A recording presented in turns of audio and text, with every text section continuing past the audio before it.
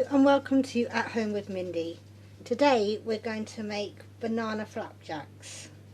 So we're going to need to use your cooker hob for this. So you'll need a nice saucepan, and you want it to be quite big because everything gets mixed in the saucepan. So we'll turn the heat up for that. But we need 140 grams of butter or margarine. I actually use the block type because this is suitable for vegetarians. It doesn't have any actual buttermilk in it. And then we've got 140 grams, and we need 100 grams of dark brown sugar and 2 tablespoons of golden syrup. I'm going to need a spoon.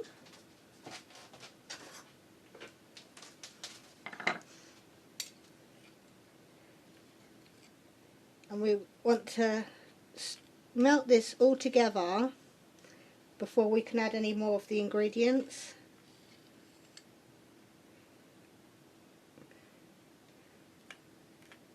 This bit is so hard because you end up losing your syrup because it's stuck to the bowl.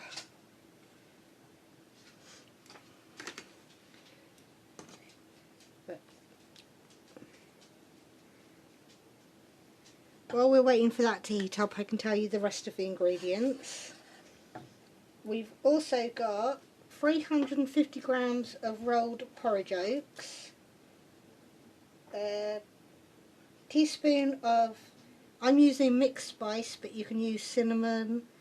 I've got a pinch of salt I've added into there, and we've got half a teaspoon of baking powder, and then we've got 2 ripe bananas. And you know when they're ripe because they get a little bit spotty on the skin, and you can start smelling the banana through the skin. You haven't got to put it right up to your nose. But we've mashed that up. And the other thing to do is preheat your oven to 180 Celsius. I will write down the other temperatures for different types of ovens. And you'll want an 8-inch square tin that you grease and then line, because that will make it so much easier to get out. But we're just waiting for all this to heat up. I struggle with electric hobs, they take a little bit longer than a gas hob.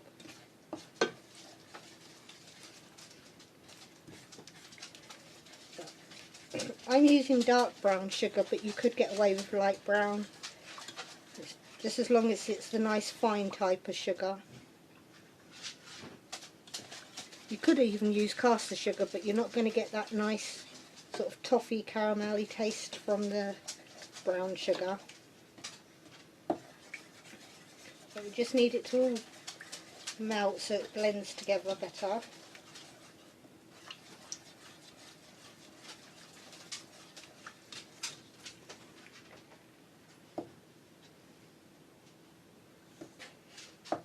But I'm making this the same day as I made those banana buns that I don't think worked very well. Because like I said, I did get a big bunch of bananas reduced.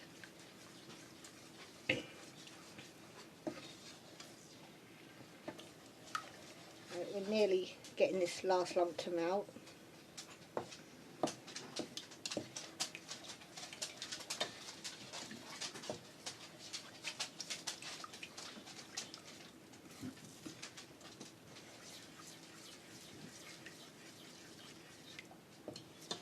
Right, once this has melted, we can stir in our oats.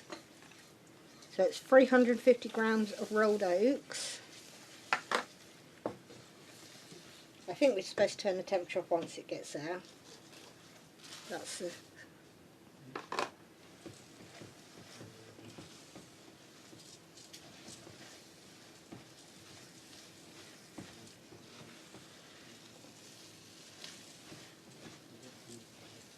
Oh, and put in the baking powder and the spices.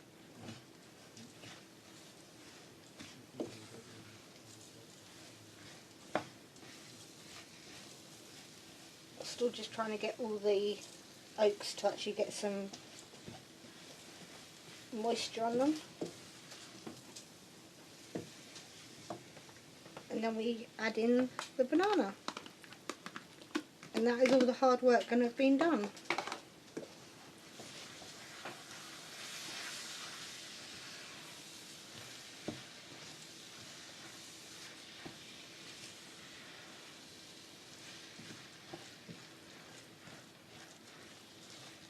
See, flapjacks are quite easy to make. The hardest part is waiting the 25 minutes for them to cook.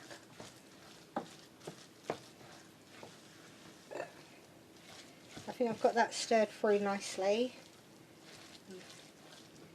Right. So then we need to get our square tin. I mean, if you're doubling up this recipe, then obviously you can use a bigger tin. But I'm not sure how much these are going to get. You've got 3 days to eat them in, and I'm not sure if my family can actually manage that. Because they've got all the other cakes to eat as well still.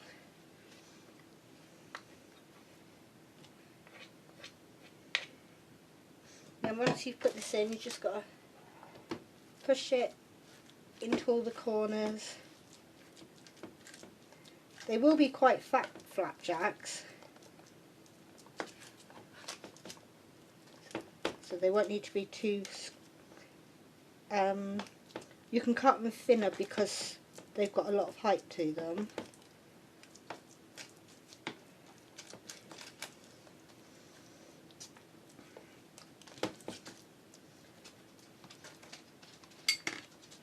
And that is the flapjacks. We've just got to put them in the oven now for 25 minutes until golden brown on top. So let's hope that I actually get the cake right this time. See you in 25 minutes. Hello and welcome back to At Home with Mindy. Why I'm saying that in the middle of the video I don't know. Right, it's been 25 minutes.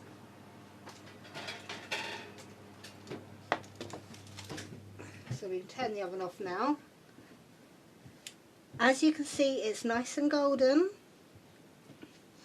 But the instructions did say to leave for 15 minutes before cutting. So we will try that. I think sometimes I do cut into things too quickly. But that is incredibly hot. So we will give it 15 minutes. And then I'll pop back and we'll try cutting it. Hopefully successfully. See you in 15.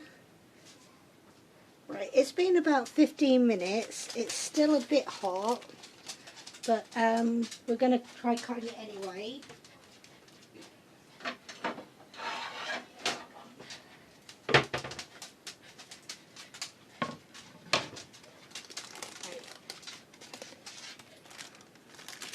See what I mean about the paper makes it so much easier. We're going to use a big knife, so sorry about showing a knife. And we're going to cut it, I'm going to do fingers. Not cut my fingers, cut the flapjack into finger shape. See, it's crumbled. See, if it being still a bit warm, you can kind of push it together.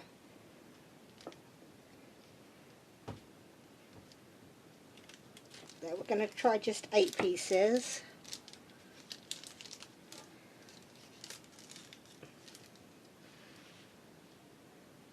I think it looks a bit doughy because it's a banana. Anything with bananas in seems to look doughy. It's not as dry as a, what is it, as a normal flapjack. I'm actually going to cut it into bite-sized squares. Otherwise that's quite a big, might be too filling. And I'll just arrange them on a tray.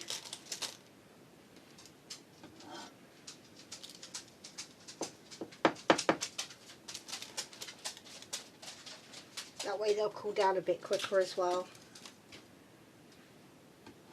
But when they're completely cool, you can store them for 3 days, it says, in an airtight container.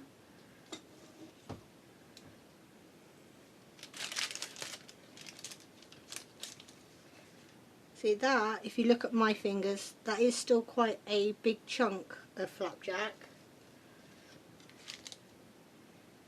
Because I do find I can't get through one of the big commercial ones.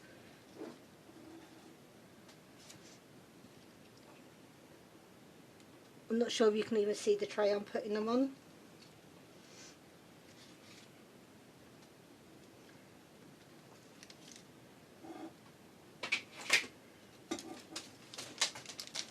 This is the first time I'm trying banana flapjacks.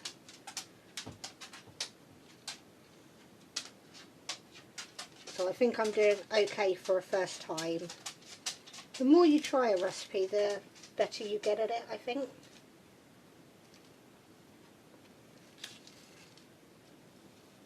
Right. We'll just put this paper in the bin quickly. I've left a great big greasy spot now. Right. So that is what our flapjacks look like. And I am going to say this is I got a recipe right, put it that way.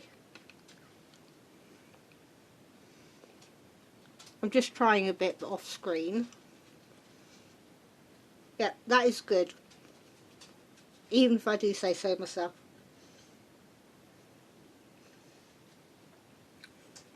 Yep.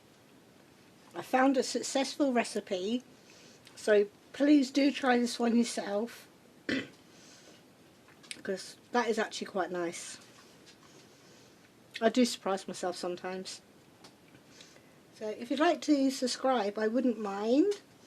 But if you'd just like to try this recipe and tell me how yours turns out in the comments below, because I would like to read them and see if you can find any improvements on the things I do. And I'll see you next time. Bye!